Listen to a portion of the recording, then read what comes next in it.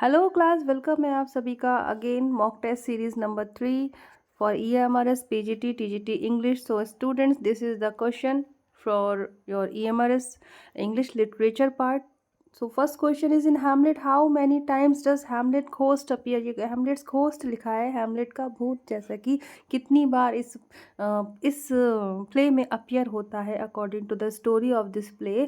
So the answer is 4 times. Okay, अब ये system क्या है? हेमलेट जो कि एक ट्रेजेडी है बाय शेक्सपियर. इसमें 5 एक्ट्स हैं स्टूडेंट. इसमें ये जो सीक्वेंस चल रहा है इसमें घोस्ट अपीयर होता है. तो बस इतना यही पूछा गया है. अगेन आपके सामने जो कीवर्ड्स हैं मैं बता दूं तैयारी से रिलेटेड, वो यही है कि अगर आपके सामने ये क्वेश्चन आया है तो इसको सिर्फ इसमें से यही नहीं सीख लेना है, आपको इससे जितने भी पॉइंट्स बनते हैं वो सीख लेना है कि हैमलेट कब पब्लिश हुआ है. 15 पब्लिश नहीं, सॉरी, लिखा कब गया है, क्योंकि ये पब्लिश तो हुए थे साथ ही में हुए थे, मतलब कि फर्स्ट फोलियो में. ओके, तो 1599 से 1601 में ये पब्लिश हुआ है. 5 एक्ट है इसमें. ये इसकी सेटिंग देखिए, कोई भी ड्रामा का एक प्लेस पूछा जाता है, प्लेस टाइम एंड सेटिंग. तो सेटिंग में क्या होता है ना, सेटिंग अगर पूछा जाए ड्रामास का सेटिंग क्या है, इट मीन्स उसका प्लेस पूछ रहे हैं, वहाँ कौन सी प्लेस में कहानी चल रही है. तो इसका जो सेटिंग है वो डेनमार्क है. ओके, एक ट्रेजेडी है and by William Shakespeare. Okay, Hamlet. Next question is a play design for reading then for performance. एक ऐसा प्ले जो लिखा जाता है या डिज़ाइन किया जाता है फॉर रीडिंग ओनली, ना कि परफॉर्मेंस के लिए. दैट इज क्लोजेट ड्रामा, जिसको हम क्लोजेट ड्रामा कहते हैं students. The next question is the line poets are the unacknowledged legislator of the world. ध्यान से समझिए क्वेश्चंस को कि क्या कहना चाह रहे हैं. चलिए, ये कहा किसने है तो वो मैं आपको बता दूं. पी.बी. शैले का ये कोटेशन है. Percy Bysshe Shelley, P B. Shelley British writer हैं. इनके द्वारा ये लाइन बोली गई है, poets are the unacknowledged legislator of the world. Legislator जो कि मतलब जो समाज को आगाह करते हैं, चलाते हैं, नेता हो गए इस टाइप से. पर ये कैसे हैं, पोइट्स कैसे हैं? अनएक्नॉलेज्ड, जिनको कोई जानता नहीं है, और ये दुनिया को आगाह करते हैं, समाज को दर्शन दिखाते हैं, जो सच्चाई चल रही है उसका अपने साहित्य के माध्यम से. तो इसलिए इनको बोला गया है poets are the unacknowledged legislator of the world by P B. Shelley. British writer है पी.बी. शैले का. लाइफ स्पैन है 1792 से लेकर 1822.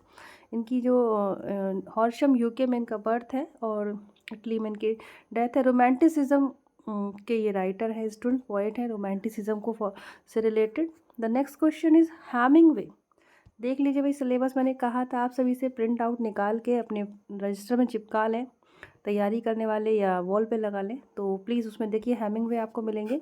American writer Ernest Hemingway. तो इनका जो नॉवल है for whom the bell toll is set against a. For whom the bell tolls में एक वॉर का जिक्र है, वॉर से रिलेटेड कहानी है. ये एक वॉर नॉवल है. अगर आपको और डिटेल में बताएं तो इस नॉवल का जो जैनर है ना, वो एक्चुअल में वॉर नॉवल है. ओके, युद्ध की कहानी है जिसमें कि, तो वो कौन सा वॉर चल रहा है, इसमें किस वॉर की बात है? That is Spanish civil war student, Spanish civil war. Ernest Hemingway novel का नाम है for whom the bell tolls. Okay, तो ये जो पब्लिश हुआ था for whom the bell tolls in 1940. Ernest Hemingway का जो लाइफ स्पान है 1899 में जन्म है, 1961 में इनका डेथ है. तो इसी बीच देखिए कब पब्लिश हुआ है, जब ये खुद 41 ईयर के थे, है ना, 1940 में. एंड स्पेनिश सिविल वॉर है. ये एक वॉर नॉवल है स्टूडेंट्स. अर्नेस्ट हेमिंगवे का एक और वर्क से क्वेश्चन आ चुका है, वो मैं यहीं बता देती हूँ ताकि आपको याद हो जाए कि हाँ, वो भी इनका फेमस वर्क है. वो है the old man and the sea. Old man and the sea, मैंने आपको उससे रिलेटेड क्वेश्चन आया था मॉक टेस्ट 2 में. Ernest Hemingway Nobel prize winner है. 1954 में इनको नोबेल प्राइज़ मिला है. यही इसीलिए हमारे सिलेबस में है. ये विनर है, उन्हीं को ही रखा जाता है सिलेबस में या आगे बढ़ाया जाता है. 1954 में नोबेल है एंड 1953 में पुलित्ज़र भी इनको मिल चुका रहा. ओके, तो ये एक शॉर्ट स्टोरी राइटर भी हैं, नॉवलिस्ट हैं, अमेरिकन नॉवलिस्ट हैं student. Next question, man can be destroyed but not defeated is a line from. Man को डिस्ट्रॉय किया जा सकता है पर हराया नहीं जा सकता. ये लाइन कहाँ से ली गई है?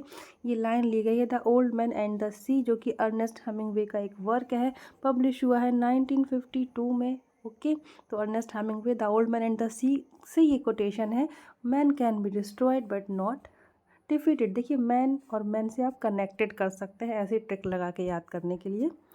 ये हमारे पर्सनल होते हैं. ट्रिक लगा के याद करेंगे, आप कभी नहीं भूल सकते। कुछ भी लगा लीजिए, कुछ हंसी मजाक ऐसी कहीं से भी कनेक्ट कर लो, बस आपको याद रहना चाहिए। अ thing of beauty is a joy for ever, ये क्वेश्चन मैंने फर्स्ट मॉक टेस्ट में भी बताया था, पर ये यहाँ मैंने इसलिए ले लिया है पढ़ाते समय जब मेरे सामने आया, क्योंकि आपको ये लगे कि हाँ ऐसे देखिए क्वेश्चन कितने रिपीट होते हैं। रिपीट हो रहा है कई जगह पर, कहीं के टीजीटी एग्ज़ाम में, कहीं के पीजीटी एग्ज़ाम में, और ये कॉमन क्वेश्चन है इस टाइप का।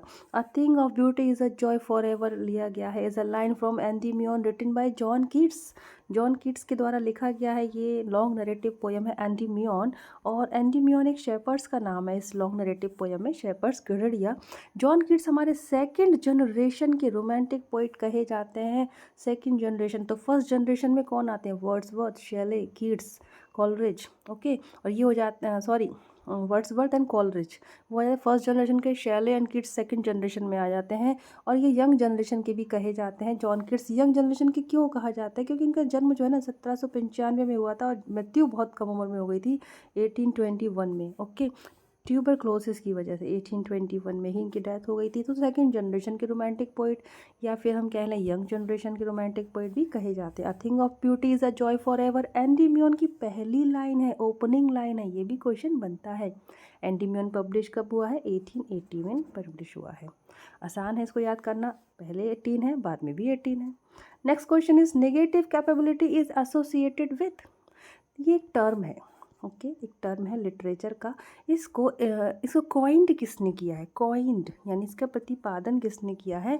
जैसे कि हम देखते हैं ना मनोविज्ञान में क्वेश्चंस आते हैं, सो एंड सो सिद्धांत को कौन लाया, तो ये कॉइंड किसने किया है?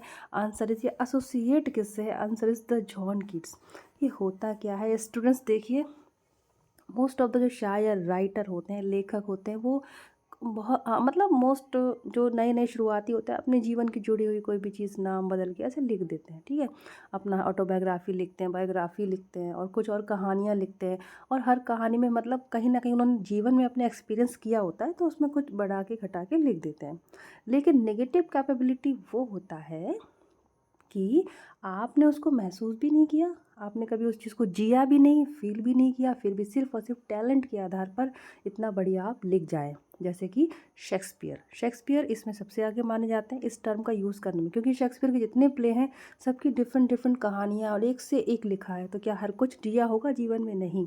इसको कहते हैं नेगेटिव कैपेबिलिटी, कि पोएट जो महसूस करता है वो लिखता है, वो तो अलग बात हो गई, पर जो बाहर का भी लिख दे, जो उसने फील ना किया हो, उसको कहते हैं नेगेटिव, ऐसी कैपेबिलिटी होना जो उसने फील नहीं किया। सो इस इज द इम्पोर्टेंट है, जॉन कीट्स का टर्म है। The next one, the author of the novel I shall not hear the Nightingale is, ये जो वर्क है लिखा गया है खुशवंत सिंह जी के द्वारा, नॉवल है I shall not hear the nightingale, publish हुआ है 1959 में। इंडियन राइटर जो आपके सिलेबस में, उसके तहत आप इन्हें कंसिडर कर सकते हैं। The next question is from the Shakespeare. देखिए शेक्सपियर की वर्क से क्वेश्चन आता है, फिर शेक्सपियर की बायोग्राफी से आ जाता है, उनके कैरेक्टर से आता है, पर ये कुछ और भी क्वेश्चन बनते हैं कि शेक्सपियर को लेकर क्रिटिसिज्म हुआ, शेक्सपियर को लेकर अलग अलग बायोग्राफी लिखी लोगों ने, है ना, जैसे टेल्स फ्रॉम शेक्सपियर लिख दिया चार्ल्स लैम ने मिलके, तो वो चीज़ें भी हैं। तो among the following is the major critic of Shakespeare in 20th century, 20वीं शताब्दी में इनके कौन से मेजर क्रिटिक थे, कौन थे जिन्होंने इनकी रचनाओं को बहुत क्रिटिसिज्म किया? क्रिटिसिज्म का मतलब सिर्फ बुराई निकालना नहीं होता है, गुण और दोष दोनों की विवेचना की जाती है, उसको कहते हैं क्रिटिसिज्म। तो शेक्सपियर का ये जो किया था क्रिटिसिज्म, वो थे हमारे AC Bradley, okay, AC Bradley is the correct answer. Author of how many children had lady Macbeth is, lady Macbeth Macbeth में है, शेक्सपियर का जो मैकबेथ है, लेकिन यहाँ पूछा गया है कि ये जो वर्क है, अब मैकबेथ का वर्ड आ रहा है ना, तो हमें शेक्सपियर ही याद आएंगे, फिर भी एक उसी से वर्ड उठा लिया लेडी मैकबेथ का कैरेक्टर, और ये एक अलग रचना लिख दी गई है, how many children had lady Macbeth. किसका वर्क है, इसके ऑथर कौन है? सो the answer is LC night, या फिर लियोनेल चार्ल्स नाइट इनका वर्क है। ये जो है ना, ये एक ऐसे है, निबंध टाइप से लिखा गया है, जो पब्लिश हुआ था 1933 में। क्योंकि ये शेक्सपियर से रिलेटेड है, इसलिए ये क्वेश्चन आपके सामने है। Achakka is the narrator in the novel Kanthapura, Kanthapura में एक कैरेक्टर है, साथ में नरेटर भी हैं पूरी कहानी के, तो ये है अचक्का मेन कैरेक्टर। और कांतापुरा किसने लिखा है? राजा राव जी ने, इंडियन राइटर है राजा राव। ये जो कांतापुरा है पब्लिश कब हुआ है? 1938 में, 1938 में। ये नॉवल है, फिक्शन नॉवल है। फिक्शन यानी मन से बना के मन गढ़ंत लिख देना। चलिए वर्ड्सवर्थ आ गए हमारे main romantic poet. Wordsworth nature poet भी कहा जाता है इनको। Where exactly did Wordsworth first espy the 10,000 daffodils mention in this poem? Daffodils, ये कोई ये जो क्वेश्चन है ये आपका डैफोडिल्स से लिया गया है। तो पूछ रहे हैं, ये पोएम जिसने भी पढ़ी है पढ़ लें, समझ लें, छोटी सी पोएम है, 5-10 मिनट का वीडियो कहीं से देख लें इसका, तो फिर अगर आपके सामने से क्वेश्चन आएंगे तो आपको ज़्यादा अच्छे से समझ में आएंगे। फिर मैं बताती हूँ कि कहाँ पे, मान लो उन्होंने डैफोडिल्स जो पोएम लिखी है वो बताते हैं कि दूर तक 10,000 डैफोडिल्स दिखाई दे रहे हैं उनको। तो क्या सच में कहाँ उन्होंने देखे थे ये? ठीक है, जो उन्होंने एस्पाई किया था, एस्पाई मतलब देखा था, एग्जैक्टली जो उन्होंने मेंशन किया है अपने इस पोएम में। सो the answer is beside the lake beneath the tree. Beside the lake beneath the trees, ये उनका करेक्ट आंसर हो जाएगा। और देखिए इसका नेक्स्ट क्वेश्चन भी डैफोडिल्स में, ये जो लाइन आई है ना 10,000 डैफोडिल्स, तो ये हाइपरबोले फिगर ऑफ स्पीचेस में, ओके, बढ़ा चढ़ा कर जिसमें बोलते हैं अतिशयोक्ति। When according to Wordsworth do the daffodils flash upon his inward eye? ये भी डैफोडिल्स का ही है इस लाइन से कि ये कब होता है, उनके आंखों में एक तरह से एक फ्लैश, एक चमक सी पड़ती है आंखों में। क्या होता है, पहले ये उन्होंने डैफोडिल्स साक्षात देखे होते हैं, फिर कभी बाद में अकेले में लेटे हैं अपने रूम में और फ्री हैं, खाली हैं, तब उनकी आंखों में यही डैफोडिल्स का सीन फ्लैश हो जाता है। इनवर्ड आइज, इनवर्ड मतलब जब कुछ ना कर रहे हों। तो ये पूछ रहे हैं ये कब होता है, वैन कब होता है उनकी आंखों में फिर से फ्लैश, वो सीन कब होता है? Answer is when he is in a vacant and pensive mood. Pensive यानी सीरियस, वैकेंट यानी फ्री, खाली है, तब उस समय उनके माइंड में, उनकी आंखों में वो फ्लैश फिर से हो जाता है डैफोडिल का पिक्चर। पोएम देख लीजिएगा, मैंने भी इसका वीडियो बनाया है, कमेंट करके आप मांगेंगे तो मैं उसको आपको पिन कर दूंगी, दे दूंगी। नेक्स्ट क्वेश्चन इज शैले से आ गया आपका। How does Shelley in is ode to west wind? अब आप देख रहे हैं कि वर्ड्सवर्थ का क्वेश्चन आ रहा है डैफोडिल से ज़्यादातर, Shelley ode to the waste wind से आ रहे हैं। तो आप इन दोनों रचनाओं को पढ़ लें, क्योंकि रचनाएं कौन सी पढ़ें, असीमित होती हैं, कितनी सारी होती हैं और कितनी लेंदी होती हैं। तो इस तरह से जो क्वेश्चन जिनके ज़्यादा क्लिक हो रहे हैं उनकी समरी देखने में कोई बुराई नहीं है। Odd to the waste wind compare himself to the wind, कैसे वो अपने आप को कंपेयर करते हैं इसमें और टू द वेस्ट विंड से। तो as tameless, swift and proud, ये आपका एज इट इज़ वर्ड हो जाएगा, tameless, swift and proud, okay. Ode to the waste wind Shelley का वर्क है, ये एक ओड है, इसमें लिखा ही है। हालांकि जब इन्हें रचना पूछनी होती है ना, उसका जेनर पूछना होता है, तो ये खाली वेस्ट विंड लिख देंगे। तो ये क्या है, सोनेट है या ओड है या क्या है, लिरिक है। तो Ode to the waste Wind publish कब हुआ था? 1820 में हुआ था students, okay. The next question is, in the last stanza of his ode to the west wind, Shelley invokes the west wind to make him his lyre. Shelley invoke करते हैं, आह्वान करते हैं वेस्ट विंड से, कहते हैं कि वो मुझे क्या बना लो, अपना लायर बना लो, यानी कि इंस्ट्रूमेंट होता है लाइक शहनाई टाइप बजाने के लिए। तो मैं उसमें वैसा, आप फिर मेरे अंदर से बहोगे, इस टाइप से वो क्या कहते हैं पोइट जो है, odd to the waste Wind. Ode क्या होते हैं, संबोधन करना। ओड जो पोइट्री डिवाइस होती है ना, उसका मतलब ये होता है पोइट किसी को संबोधित कर रहा है। तो वेस्ट विंड से कह रहे हैं, एड्रेस कर रहे हैं कि भाई मुझे अपना लायर बना लो, okay. Keats address the Grecian urn as an attic shape in his ode on a Grecian urn अर्न बिकॉज। अब जॉन कीट्स का ये मोस्ट इंपॉर्टेंट वर्क है, पहले ही बताते हैं, ये भी एक ओड है, odd on a Grecian earn. देखिए अर्न क्या होता है, एक काइंड ऑफ सजावट वाला पॉट, ओके। अब इस पॉट पे खूब अच्छी अच्छी नक्काशी बनी है और उसी के ऊपर इन्होंने ये पोयम लिख दी है जी। अब ये जो अर्न है ना, ग्रेशियन है, यानी कि ग्रीस से रिलेटेड है, ग्रीस या ग्रीक, यूनानी, तो उसके ऊपर इन्होंने एक ओड लिखा है। अब इसमें जो डिज़ाइन क्या क्या बने हैं, कोई आ रहा है, लोग हैं, फूल है, पत्ती है, ये सब बहुत गहरे से उन्होंने लिखा है। आप सोच लो कहाँ से कवि क्या लिख देते हैं। तो अब ये पूछ रहे हैं कि कीट्स जो एड्रेस कर रहे हैं, क्योंकि ओड है, एड्रेस करेंगे, संबोधित करेंगे, तो Keats address the Grecian urn as an attic shape. तो ग्रेशियन अर्न को क्यों क्या कहते हैं, एटिक शेप। हम कहते हैं ना एंटिक पीस, एटिक क्यों कह रहे हैं भाई, वाई, क्योंकि उसको एटिक कह रहे हैं बिकॉज वो ग्रीस से है, वो ग्रीक है, ओके। वो जो अर्न है वो ग्रीक है। Next question is, What, according to the kids, will the urn remain to man when old age shall the generation waste? Okay, क्या होगा?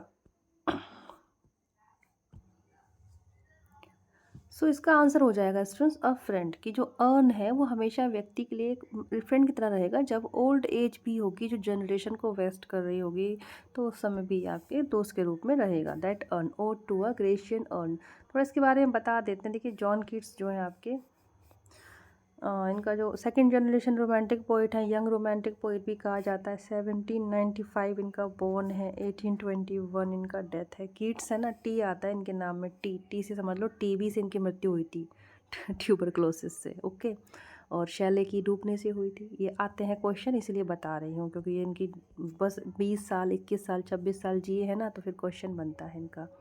Next question is from the नेसे magical. वही question जो अभी ऊपर चला गया वो आउट ऑफ सिलेबस है, बस वो आ गया है पीडीएफ में। The theme of Nissim Ezekiel's poem night of the scorpion is selfless motherhood. Night of the scorpion बहुत ही फेमस और बहुत ही अच्छी पोएम है। इसमें बस एक मदर होती है, बच्चे होते हैं, अच्छे से घर में रहते हैं और बारिश हो रही होती है बहुत तेज, तो एक स्कॉर्पियन होता है, एक स्कॉर्पियन जो होता है केकड़ा होता है क्या, तो वो आ जाता है मदर को काट लेता है। मदर को बहुत तकलीफ़ होती है, जैसे तैसे वो रिकवर करती हैं, दवा लगाते हैं जो भी, लेकिन वो ये कहती हैं बाद में कि अच्छा हुआ मुझे ही स्कॉर्पियन ने डसा या फिर डंक मारा, ना कि मेरे बच्चों को। तो ये जो स्टोरी है, पोयम है, ये इस नाइट ऑफ द स्कॉर्पियन, वो रात में ऐसा होता है बहुत तेज़ बारिश हो रही होती है तो वो शरण लेने आ जाता है इनके घर में, वो जो इंसेक्ट होता है, तो इसीलिए। तो सेल्फलेस मदरहुड की ये कहानी है, पोयम है student. Next question is how did the villagers in the night of the scorpion. अब जो विलेजर्स हैं उसी पोयम में गांव वाले भी इकट्ठा हो जाते हैं वही मदर को जब स्कॉर्पियन काट लेता है। बाय नेसे magical react to the unfortunate incident. ये जो अनफॉर्चुनेट इंसिडेंट हुआ था तो इसमें गांव वाले का क्या रिएक्शन होता है। एक्चुअली वो क्या करते हैं ना, स्वार्म, दे केम इन स्वार्म्स, झुंड बना के आ जाते हैं फैमिली को कंसोल करने के लिए। ओके, तो ये हो गया आपका night of the scorpion. नेसे magical की बात कर लेते हैं। 1924 में इनका बर्थ है, 2004 में डेथ है, बिल्कुल लेटेस्ट व्यक्ति हैं, मॉडर्न। पद्मश्री भी इनको मिला है, मुंबई में इनका जन्म हुआ था स्टूडेंट, मुंबई में ही इनकी डेथ है। नेक्स्ट क्वेश्चन इसी से ही है। Why had the scorpion entered the house. क्यों आ गया था वो स्कॉर्पियन घर में in Ezekiel's Night of the Scorpion इस पोयम में। Because of he was seeking protection from the steady rain. लगातार बारिश हो रही थी तो वो प्रोटेक्शन के लिए घर में घुस आता है और मदर को काट लेता है और फिर उसके बाद गांव वाले इकट्ठा हो जाते हैं। तो नेक्स्ट क्वेश्चन इज,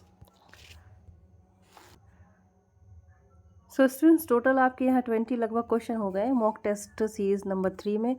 आगे के क्वेश्चंस के लिए अगले सीरीज़ में मिलेंगे और आई होप कि आपको बहुत अच्छे से क्वेश्चन क्लियर हो रहे हैं। वंस अगेन मैं कह दूँ जो सिलेबस है उसी से ही पढ़ें। इस समय बहुत कंटेंट है, मिक्स हुआ पड़ा है बुक्स में, कुछ आपके पास पुरानी बुक्स है, नई बुक्स हैं, सबसे पढ़ लो, लेकिन सिर्फ सिलेबस वाला कंटेंट ही टच करना है और कुछ भी नहीं। ओके, ग्रामर साइड में लगाते रहिए, ग्रामर के भी लेसन्स आएंगे अगर आप बोलेंगे कमेंट करके तो, और कमेंट्स करना ही चाहिए क्योंकि वो उससे हमको पॉजिटिविटी मिलती है और हमको ये लगता है कि हाँ हमारी मेहनत सफल हो रही है। Thank you so much for watching this lesson students. खुश रहें, पॉजिटिव रहें, जय हिंद।